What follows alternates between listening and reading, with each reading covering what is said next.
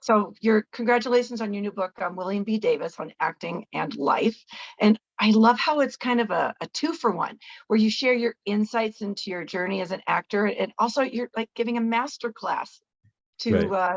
to inspired actors. So where did you get this idea to come up with it? And did you come up with it during COVID-19 pandemics? And where did you Um, get the idea? well, I guess it evolved during the COVID for sure. Um, I'd been wanting to do a book on acting for a long time, and I still felt. I mean, I'd written a memoir, 10 years ago, Yes. called "Where There's Smoke," and it's out there. But somehow it didn't focus really on my professional career. It kind of meandered about in my personal life a lot, and so I wanted to do more with my memoir, my biography, if you like, but I also wanted to do more with acting and what it is about acting and what I Mhm. know about acting. And then I bumped into Stephen King's book on writing, and that just gave me the key, because his book, it's the first half is a memoir, a biography of his journey as a writer, what he did as a writer, where he went, what happened to him, and the second half is kind of what he knows about writing. And so that's what I've done. I've done a memoir of my really remarkable journey in the profession of, it's not all acting, some of it's directing, some of it's teaching, but it's all connected to acting. And then the second half is the distillation of that and what I think I know about it. And then I round it off with a kind of philosophy of what I think, because acting really depends so much on what we think we know about human behavior and how Mhm. humans work, not just because you play a character who is a human, but because you are a human. And if you are going to change what you do, you need to know how you work. So, so there's some of that as well. Oh, so you share a lot of that insight with people who I'm sure would love to learn, especially from a teacher yourself, since you teach acting and in your classes. Are you still teaching at the William B. Davis, as it Center for Acting Study, or is Um, it somewhere else that you teach? Curiously, yes. That school has morphed quite a lot over the years, and Okay. it's now part of a larger school called Van Arts, and it's a one-year full-time program. It used to be a much larger studio, and had a lot more different classes and different levels and so on. But yes, as it happens, this week and next week I'm actually teaching there, and I haven't been actually teaching for quite a long time, and it's been amazing. It's been just amazing to realize, that the whole process of doing the book has clarified so much of what I think I know, that it's really easy now to communicate it and to affect change for the young actors I'm working with. Nice. Is it fulfilling? I bet it's fulfilling to give back after your amazing career and you're helping these new No, it actors. is. Yeah, Get no, it there. is. It's really fun. It's really rewarding. Yeah. Oh, that's great. Okay, well, back on the book, Yeah. since I got sidetracked there. So when you were writing the book, um, how did you how did you focus yourself to do it? Like anytime I try to write, I write something small. I can't imagine writing a book. I mean, how do you stay focused? Do you set aside some time each day to write, or what was your process in writing? Well, ideally, my process would be, yes, to set aside a certain amount of time every day over whatever number of months it takes to write the book. But Mhm. in the practical world, it's impossible to do that, because I'm also a working actor, Mhm. and there's other commitments interfere. So it comes in sort of chunks. Okay. So you do it for a while, and then you have to leave it because you're shooting something or whatever, um, and then you come back to it, which creates its own challenge, because then you have to marry where you were, a month ago with where you are now, and try not Yeah. to overlap, and try to make sure it's uh, has integrity throughout the line of the book. So that complicates it a bit. But I never found it difficult to actually focus. I mean, to actually sit down and do it, and Hmm. it's the kind of activity that time just goes by as you're working on it. You kind of, oh my God, somehow I missed lunch. How did that happen? You know, because you get really focused on what you're doing. You know? No, that's good. I'm sure it makes it more enjoyable. It's Yeah. not so much of a task. It's No, a passion. it never feels like a task. It always feels like something I, you know, really want to do. And yeah, in truth, the you know, COVID gave me an excuse to kind of stay closer to my computer and closer to home, whatever too. So that helped. Yeah. Yeah. Okay. Well, speaking of your acting career, I'm really enjoying your show Upload. My husband turned me on to it and I love it. And I It's fun. love your character. I Yeah. mean, I love to hate your character. Yeah. You're Yeah. Here we go. fantastic in it. Yeah. Yeah. How did you get, how did that show come along? Because I really enjoy it. I think it's super clever, really creative, and it's funny, and it's also heartfelt. Yeah, all of those, Yeah, and it's satirical. I mean, very.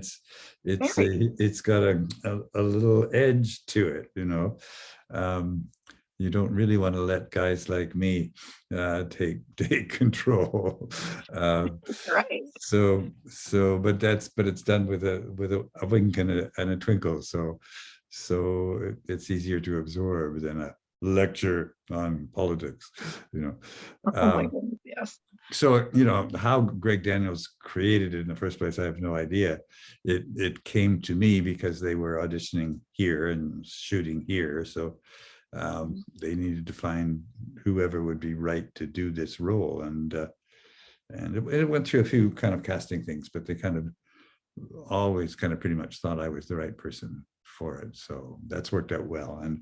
And we know there's going to be a third season and we're going to be shooting it soon. And all I know for sure is that he said, you know, there's some really fun stuff for me in it. But Excellent. what it is, I don't know yet. But yeah, yeah, Well, I like it. yeah, I like your character. yeah. It's just, yeah, It's fun. I should Yeah. never trust your character and people like your character, especially in the Yeah. corporate world. I mean, that goes on, you know, you know, down here in the, the real world here. Yeah, Definitely. right.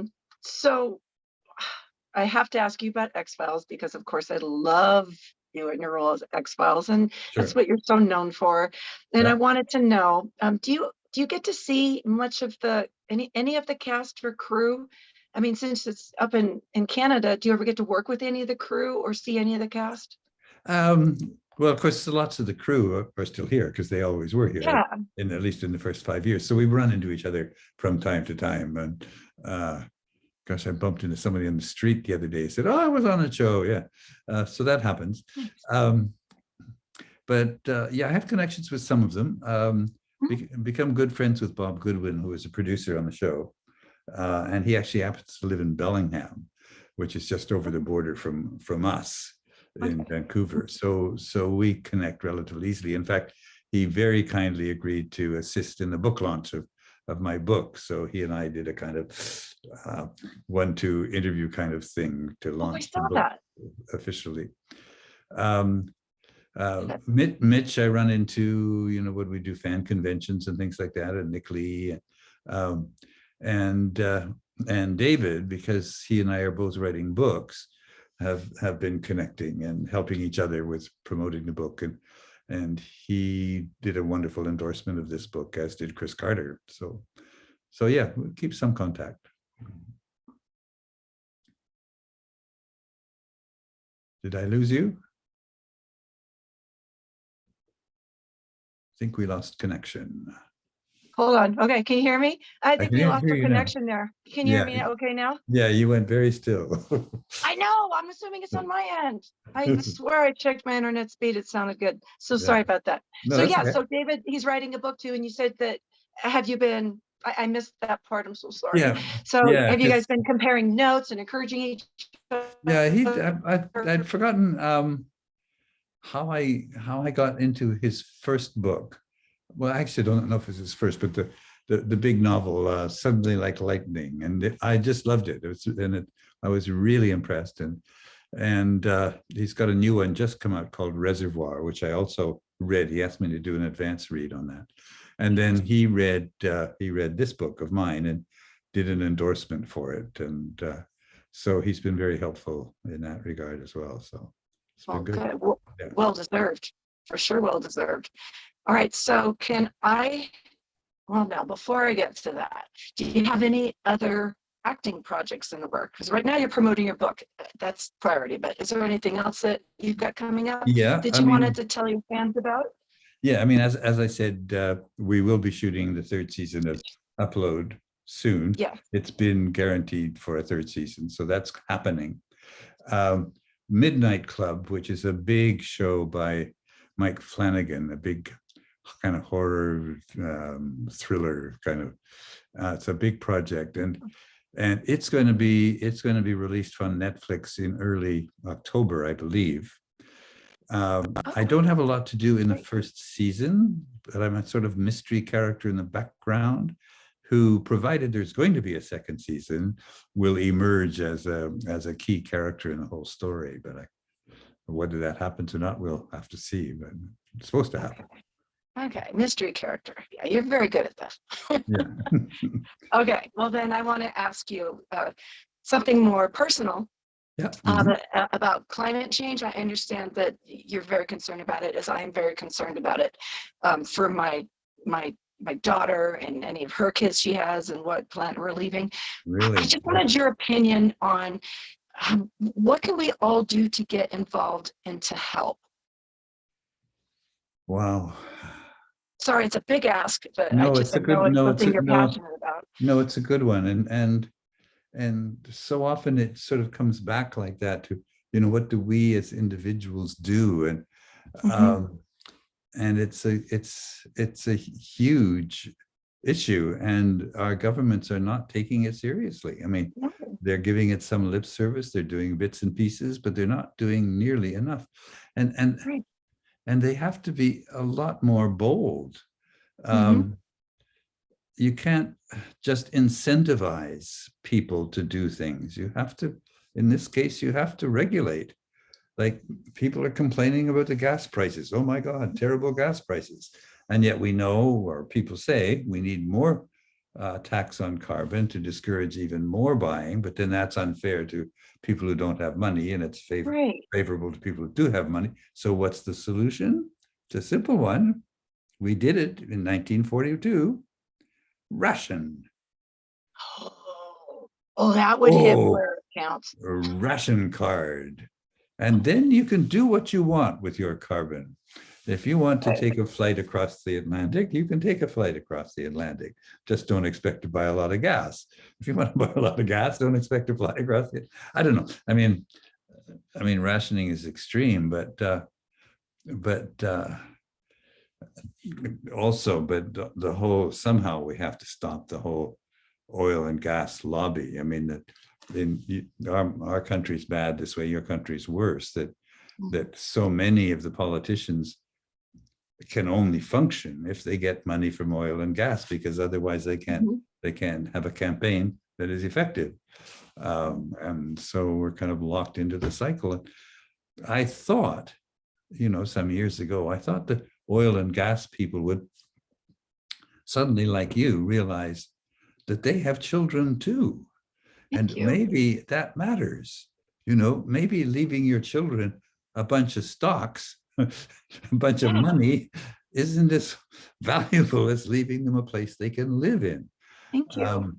But when you say, what can we all do? Well, for one thing, we can all vote, and we can all demand of the people we vote for that they take serious, and as it happens, dramatic action. It's just a shame that it's been kicked down the road so far. I mean, when I started working on this 20 or 30 years ago, yeah, we had to make some sacrifices, but they weren't that big. Yeah. But because we've wasted all that time, what we have to do is now bigger, and it's now more sudden. And That's good. yeah, That's good advice. yeah.